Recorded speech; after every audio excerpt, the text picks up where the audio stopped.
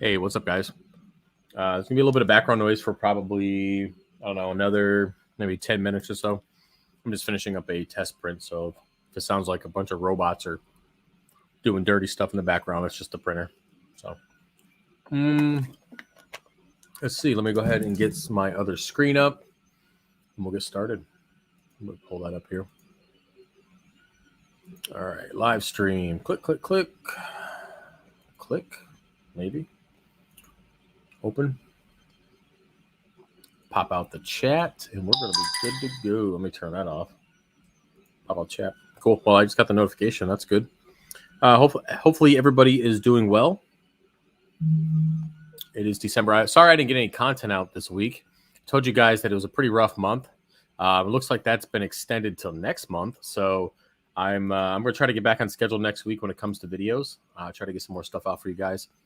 But yeah, there's just a whole bunch of stuff going on, and it's been extended another 30 days. So, but yeah, so it is freezing cold. Fun fact for you guys. When you have, 500 gallons of water in the basement at about 79.5 degrees, you don't have to turn your heat on ever.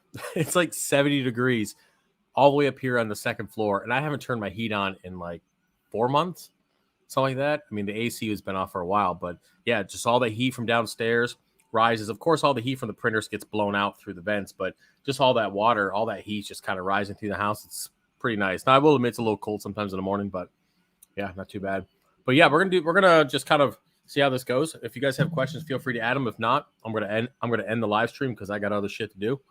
But other than that, just kind of doing some test prints. Somebody asked me to make a like a funnel for the Hannah, so I'm gonna work on that tonight and see if I can get it. I got a bunch of other custom stuff I'm working on, and if you guys notice, I started doing some more candle stuff for the website. You guys can check that out if you want. But let's see what we got coming in here. Yeah, that emoji. Yeah, there we go. Yeah, Reefker, that emoji usually doesn't show up on StreamYard here. Let me go ahead and fix this. But yeah, on my end, I don't see the face. I just see like this weird, like so cool, weird looking thing on the chat. But yeah, there you go. Happy Thursday, bro. Hope your week's been well. Yeah, it's not too bad. Like I mentioned, it's I did. Man, when was the last time I did a video? I had the hunting, yeah. So we did pretty good. I ended up getting two deer last weekend, Saturday, and that veterans hunt. Really nice. Just crazy. Super blessed by that. The doe I snagged her like, I don't know, 70 yards, something like that. Dropped her right in the track with a 308. And then the buck he's just cruising in, man. I don't know what he was looking for, but he was still in the rut, man, but he was cruising for something. And I batted at him twice, finally got him to stop moving, and then shot him through the brush, and he dropped like 20 yards away. So real easy. And then I found that 9-point shed, which is pretty nice too. Actually, it wasn't a shed; it was an actual skull. But yeah, super awesome weekend. And I'm still processing the deer. I think I still have like 2 front quarters I got to do that are in the fridge. It's been a ton of meat. I gave a bunch of it away today to one of the coaches at the gym. But yeah. It's been super good. I still have 2 doe tags I'm going to try to fill this weekend. See how it goes. But do you think I could run an SPS tank with just a hang in the back filter, hang in the back protein skimmer? Yeah, why not? As long as you keep your nutrients in check, you should be good to go. And that you have enough rock in the tank. I mean, the filtration for our reef tanks primarily is the rock. We do use skimmers to help remove excess nutrients before it has a chance to break down, like the proteins and stuff, before they get to break down and become nitrates and phosphates. So, you're gonna have a hang on the back. There's no different in that. And the filter wise, really, it's your rock. So the hang on the back filter is actually not even necessary. You could pretty much just do power heads if you want. But I will say that the filter, like the hang on the back filter you do use, just kind of put filter floss in it, and you can use it to polish the tank if that's what you want to do. But that hang on the back filter is not going to do anything biologically for the system. It's just going to be there probably for mechanical filtration. But yeah, you shouldn't have any issues with that. There should be definitely no issues. As long as you keep your nutrients stable, you should be fine. I'm going to worry about that. Congratulations on the full freezer. Yeah, and I still got those 2 tags left, man. Oh, my test print's done. Let's see if it fit. Where's my vial? So I'm trying to, I think the stand that I'm making, yeah, it fits. Maybe a little bit tighter. That's what she said. I'll have to work on that, but it fits, but it needs a little bit more. So yeah, this it's gonna be like a filling station for Hannah vials. You'll be able to slide it in, then use your powder and all sorts of stuff. You don't have to worry about it tipping over or spilling and making a mess. So I'm gonna work on that and see how it turns out. Let's see here. Maybe it's me who is weird and so cool looking.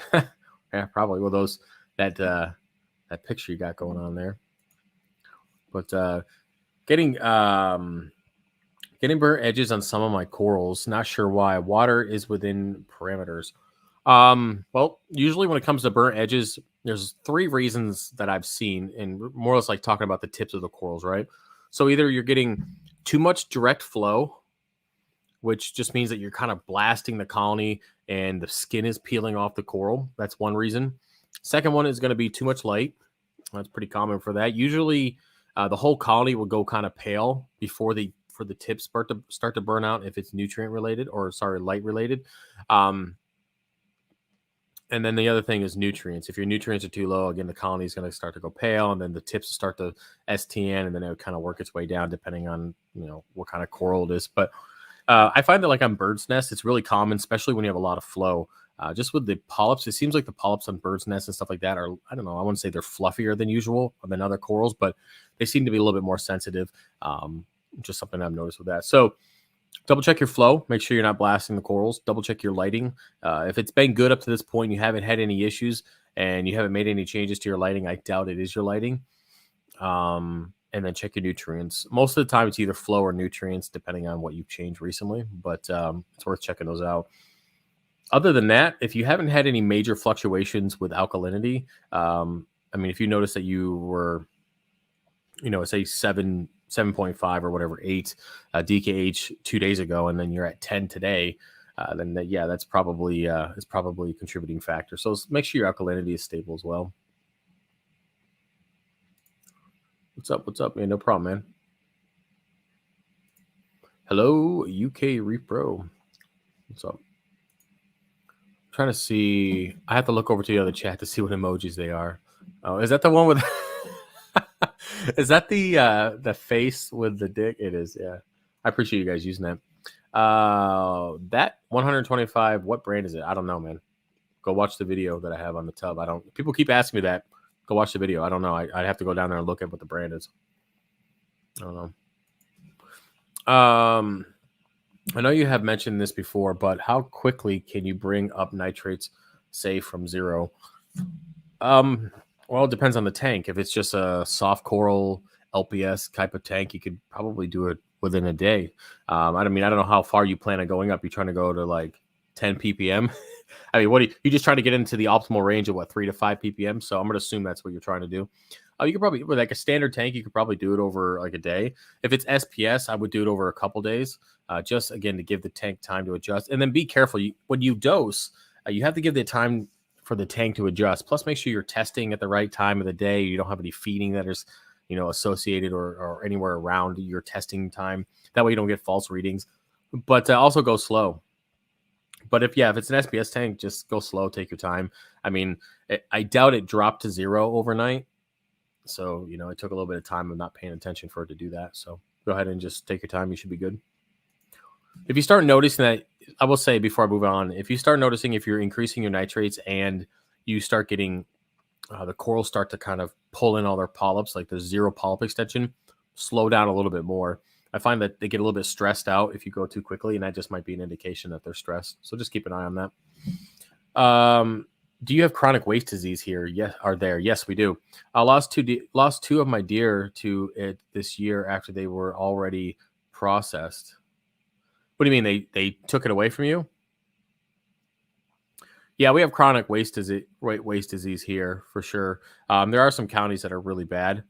Oh, I know where I hunt 4B, not 3B where I got the deer last weekend, but in 4B there is definitely some cases there. Up in Bedford County is really bad as well. I don't hunt up there anymore, but yeah, we definitely have it here. It's everywhere. It's everywhere. Yeah. So what do you mean? You got it tested and they took the deer meat away from you? Reggie, do you dose any trace elements in your tank? I do, Reggie. I have a video on that. Briefly, I do dose aqua vitro fuel to the tank. I do it twice a week, 100 milliliters. But again, I am doing 500 gallons, so don't dose my amount. Don't dose based on how much I'm dosing because it's not going to be the same. Just do it off whatever's in the container there. So aqua vitro fuel, I do. I did do Brightwell. Is it Brightwell? They're aminos. I did that for a little while. I just ran out. I haven't bought any. So I did that for a little bit. Now I also do potassium, Acro Power. I do Chato Grow. Let's see what else I care. I do iodine. I do strontium. At the moment, I do strontium because I'm a little low. And I do 2 types of bacteria as well. So Clearfield County is horrible for CWD. Yeah, it's getting bad. It's going to be everywhere at some point. I mean, I don't know. We can get into the debate on if the prions come over to humans and that whole 9 yards. It's just what, you know, it is what it is at this point. But I will say that I've had friends who had opportunities to take out deer that look like they have CWD and usually take them out and then report it. And then the game commission will give you another tag. So it's no issue. Usually you'll smack one out, but yeah. Let's see here. Did you get the noise from your pickup tire figured out? No, I haven't figured it out. I have to rotate the tire still. I still haven't gotten it. Like I mentioned, guys, this month is super rough, and now it's extended another 30 days. So I just been really distracted, and that's why I haven't got any videos out. There's a lot going on. So I mean, what I usually do, you can tell when I'm a little stressed out, I usually just bury myself in work or my training, and I've been doing both. Like I would just bury myself in work and kind of staying to myself. But yeah, so we're coming to the end of a long journey over the last year. So kind of just got to wait it out a little bit longer. But yeah, as for the noise, it's got to be the cupped or whatever terminology you used the last video on the tire. So I have to get that. I'll get it checked out. I still got to rotate them, so I'll do that hopefully soon. Any tips for transferring all contents of my system to a new tank? Well, if you're moving, or is it just you just setting up a new tank at your house? So if you're setting up a new tank at your house, get some brute trash cans. You can, and you know, if you have the ability, setting up a separate tank to be a frag tank is always a good idea. That's what I did when I moved to this house here. Is I actually set up a frag system while the 300 was being built, but it was a frag system where I kept everything in and kept everything stable, and then brought all the coral over from the old place, set it in there, and then while I built the new tank, and it was easy to keep everything alive and, you know, the business going at that point. But so yeah, if you could set up a separate tank to hold livestock, if you have a lot of SPS and colonies in general that you don't want to stress out, it's good to have a separate tank to do that, or a separate system. It doesn't have to be anything too fancy, just something that's stable. And then you can take your time to build a new tank. Now, if you don't have that option, just get some brute trash cans or some of those big old plastic bins from Home Depot. And, you know, try to transfer as much water from your current system to the new one for stability wise. Make sure you're matching up temperatures the best you can, salinity as best as you can. And then, you know, transferring things over, you know, not keeping stuff exposed to air too long, you know, all that basic stuff. So, yeah. It's much easier in the long run if you just set up another small system to hold everything while you rebuild. But, you know, whatever you want to do. Thanks. Clearfield County. Not supposed to eat CWW deer. They don't know if it transfers to humans, but would suck to be one of those to find out. Listen, man, you know how many deer get harvested every single year? I mean, I'm no scientist, but if that shit was going to get transferred to humans, it would have been done by now. Pretty sure it would have been done right now. If you're not eating the brains or the spinal cord of a deer, you're going to be all right. I mean, that's how mad cows started, right? Like they were grinding up brains and all sorts of stuff of cows and making other cows eat cows. And that's how the whole mad cow bullshit started. I'm pretty sure, unless that's a conspiracy or whatever. But yeah, the prions for CWD is in the brain and in the spinal cord. So if you're not sucking on spinal cord juice or licking brains like a freaking moron, I think you'd be all right. But then again, I'm not a scientist. Whatever I say here it's my opinion. YouTube, it's my opinion. So yeah, with the thousands and thousands and thousands and thousands of deer that get harvested just in this state, somebody would have been freaking zombied by now. My opinion on that, by the way. how to clarify. YouTube gets all weird about that stuff. Yeah, one of my fish died, and my nitrates ended up going to 0.1. Oh, I'm confused. 0.1 20 gallons. Ended up getting cyano, which led me to nitrates or phosphates being off most SPS. Okay. Could you 3D print a handle holder for 6 eggs? Wait, could you 3D print a handle holder for 6 eggs with a handle? What do you mean? Like the carried around that holds 6 Hannah checkers with vials and all the reagent? I'll clarify that, cue ball, because I just added a 4. Yeah. Let me check here. I'm pretty sure I added it. Yeah, I added a 4 Hannah checker, but there's no way. I mean, that's 4. I mean, it's pretty large. I could only print that on the Ender 5. So you want me to build one that holds 6 plus with vials and reagent with a handle to like carry it around? Cue ball? I think it's going to be too big. I think it'd be too bulky to do that.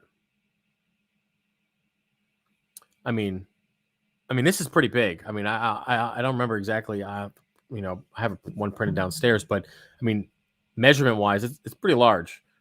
That's what she said. So I don't know. I mean, you can clarify a little bit more if you want, but I think that might be too big, man. It'd be weird. I mean, I can make whatever.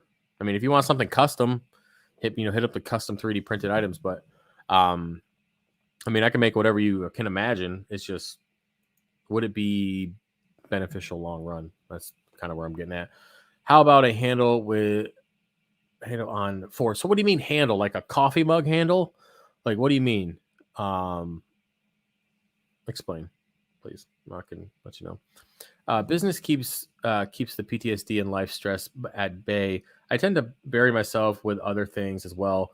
I get it. Yeah, that's kind of, yeah, burying myself in work is kind of something I've done for, I guess, man, forever, pretty much. Between the gym and now training and then the business. But there's always something to get done with the business, which is, normal. So there's always something that I should be doing. So it's really not out of the ordinary for me to just be working all the time. I just been doing a little bit extra. He says, like a basket. I mean, I guess I can. I mean, I can. We could talk about it outside of here. I'm just trying to figure out how I'd actually design it. Or a handle in the middle to help carry them. Oh, okay. Kind of like a Easter egg basket that just has all the stuff in it. Like you can carry it around. Like a toolbox kind of thing, but just holds the Hannah checkers. My concern with that is it'd be a lot, probably expensive. Plus, I will have to see how it prints. I have to double check. I have to see how I print the handle and all that stuff. But I mean, I could do that. I just have to see price wise.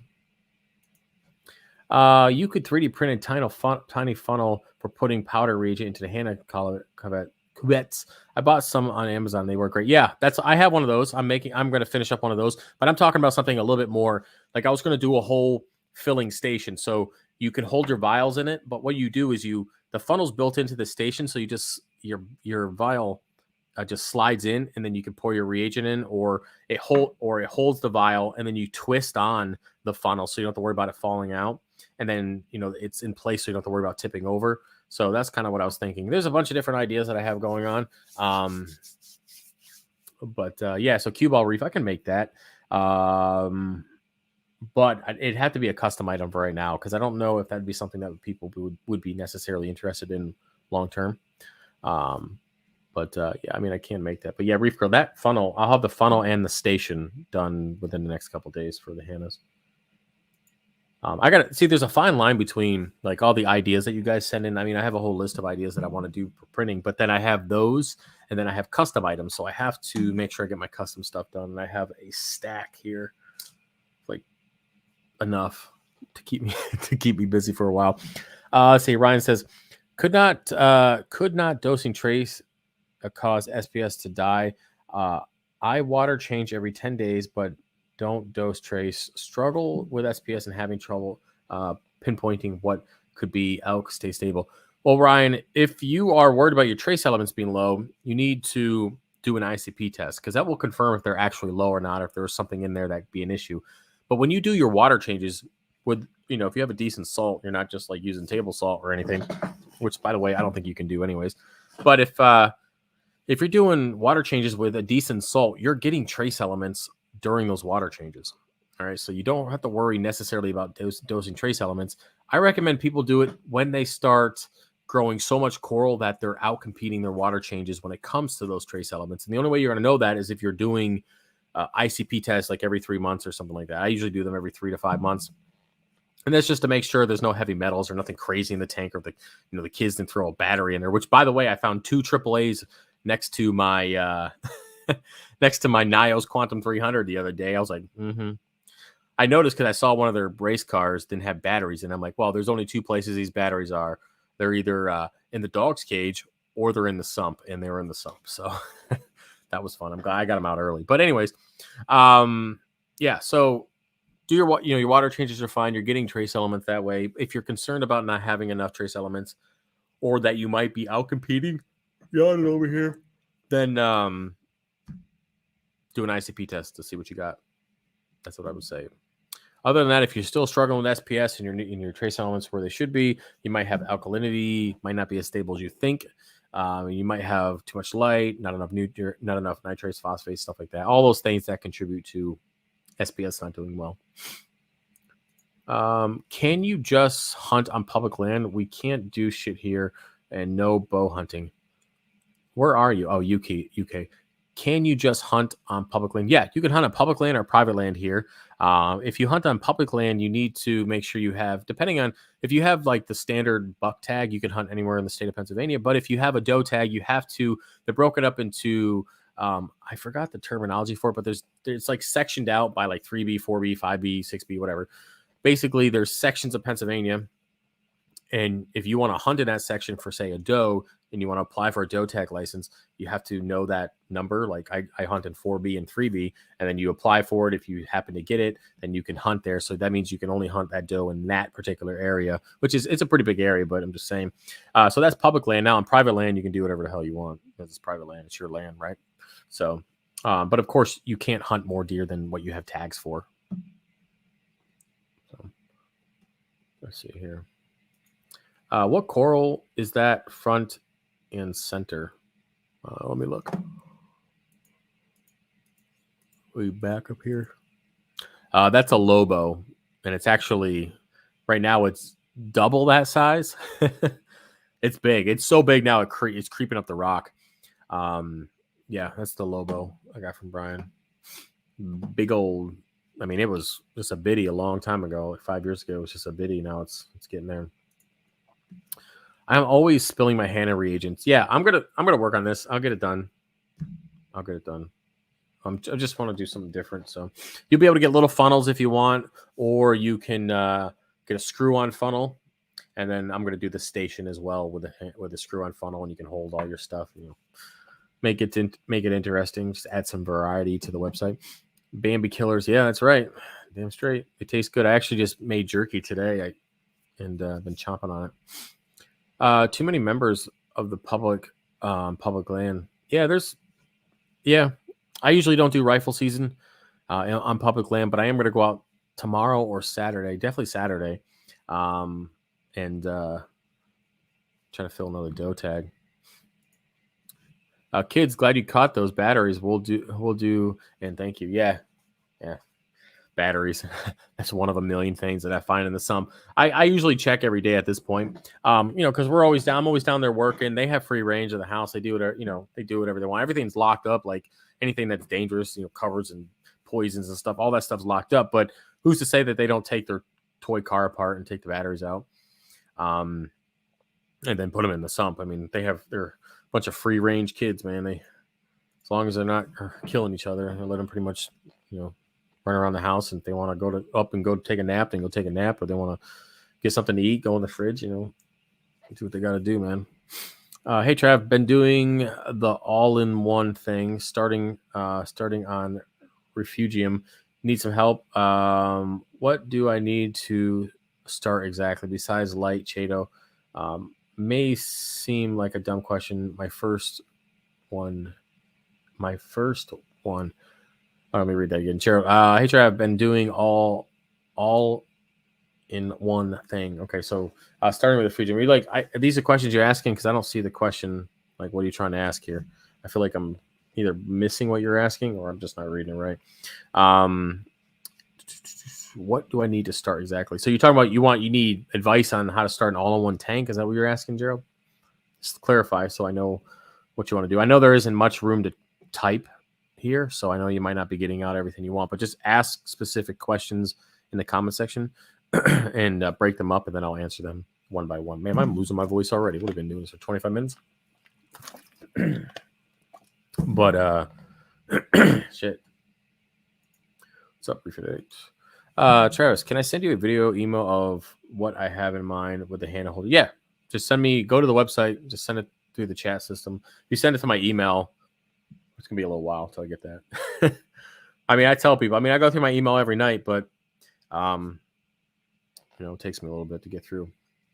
But yeah, so if you guys have any more questions, feel free to put them in the comment section. If not, I'm going to head out here because we've been going for about a half an hour already. I told you guys I'd do about 30 minutes, 40 minutes or so. But yeah, I'll work on the Hannah stuff tonight, get that out of the way. I'm trying to think what else I wanted to tell you guys. Yeah. No, yeah, the Reef Tank, not the Reef Tank, the Veterans Coral Pack. If any of you guys haven't submitted, make sure you guys are doing it. I'm going to try to remember to mention that during my daily Q&A videos, just so you guys remember to submit your stuff. All you have to do is submit your military information once. It's just proof of service one time, and then you'll forever be put on the giveaway, the monthly giveaway. And also, if you want to be added to the Veterans Forever 20% discount, you just have to send me that information and I can add you to that as well. So just remember, try to do that stuff. I got to remember to say it every video. Also, if you guys have video ideas that you want for like daily Q&As, now I make sure you guys put that stuff in the comment section as well. You can put it in this video or another video. I have a list of questions that I want to answer, but I'm always wanting to keep adding to it because I try to keep them grouped together to kind of make it easier for people who are scrolling. So yeah, if you have any questions, add to there. With the Hannah elk, do you put the extension on the first syringe or the reagent or not? So for the Hannah elk, okay, so that's I'm so used to using the Trident. So you're going to be pulling up air, right? So at the bottom of the little sucker thing, the little black thing of the syringe, that's where you put it at.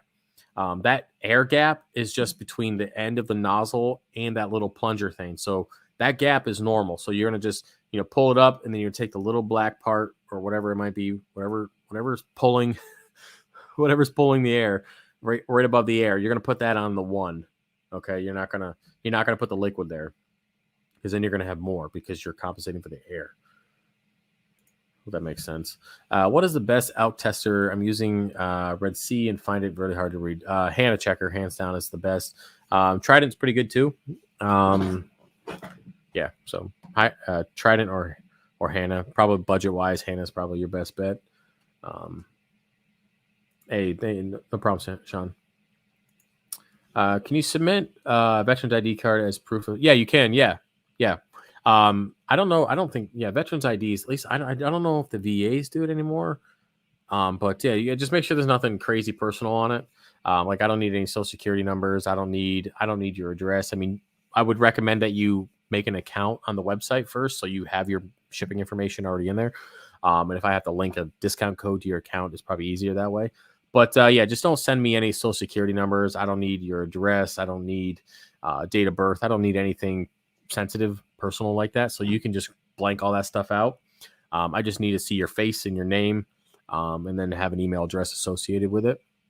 So I do I'm not diving into when I do the reef tanks for veterans, I do background checks on people and I dive into their military career and I kind of see where they, what they've done. I mean, I learned my lessons for the first one and all that kind of stuff. And so when it comes to veterans tanks, when I'm dropping like $6,000, $8,000 into a tank, and I'm giving it away, I'm going to be digging in, into your military stuff and making sure, if you say you've got a Purple Heart, I'm going to find out. If you say you got injured or you combat action, all that kind of stuff, I'm going to find out that stuff for real. I'm not just going to take it, by word. I'm going to need proof from all that stuff. So, But what I'm getting to is if you are, if you say you're a veteran, you're sending me your ID, I'm not going to double check to make sure that's you. I'm going to kind of be like, don't be a buddy fucker, right? So, if you're going to don't use your dad's ID to get a discount. I mean, some people might do that because that's, who they are, but, it's karma. that's karma stuff there. So if you're going to use somebody else's ID to, get a discount code to buy stuff, that's, you got to live with that for the rest of your life. But the point is that I'm not double checking that stuff. So I'm hoping you guys are, being legit. That's all. Let's see what else we got here. Sean says, syringe directions for all test kits should be a lot clearer. Everyone seems to ask those questions about how to measure. Yeah, it's pretty common. I mean, it took me forever to cut the Hannah reagent, like the powder, like to cut the freaking container, like the package the right way. Like, it's just little stuff. We don't think about it because we're not in a lab all day messing with this stuff. So we don't really think about it. So I never get upset and I forget people. It's not that big of a deal. You have questions on starting a refugium? Throw some lights over that support plant growth. So that's going to be between 3,000 Kelvin to 6,500 Kelvin, something like that. I think you can get away with, depending on the plants, like 7,000 Kelvin. So just get lighting that's appropriate for plant growth, and then add your Chaeto. Make sure you have enough nutrients. I mean, starting a refugium is super easy like that. Now, if it's a display refugium with different types of macroalgae and different weird looking plants and stuff, that's a whole other question. But yeah, refugiums in general are relatively easy. I don't know why that question retracted. Okay, you removed the question. Okay, what fish would you recommend for a 45-gallon tank? 45 gallons. So clownfish would definitely be a go-to for that. They're they don't grow very quickly. They're pretty happy. You can get 2 of them in there with no problem. You can probably get a 6-line wrasse, a couple of damsels, chromas. Those are all really basic fish that seem to do well. I'd stay away from pretty much any tang. I mean, if you really wanted to, you could buy a baby tang of anything and remove it. But, the tang police are going to be in here mad that I said that. But usually I try to tell people to set up their tanks for long-term success.